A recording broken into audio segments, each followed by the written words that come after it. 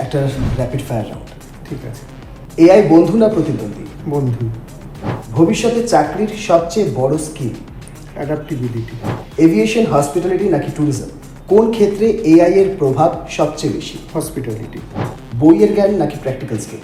Practical skill. Chat GPT স্টুডেন্টসদের জন্য হ্যাঁ অথবা না? হ্যাঁ।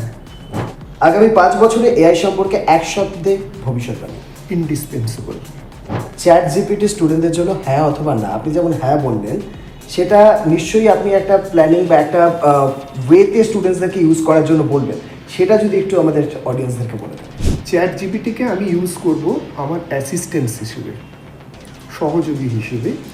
যে উত্তর আমি বিভিন্ন জায়গায় খুঁজছি সেই উত্তর আমি চ্যাট জিপিটির থেকে পেতে পারি, কিন্তু এর মানে এই নয় যে চ্যাট জিপিটি যে উত্তরটা দিচ্ছে সেই উত্তরটা 100% কারেক্ট।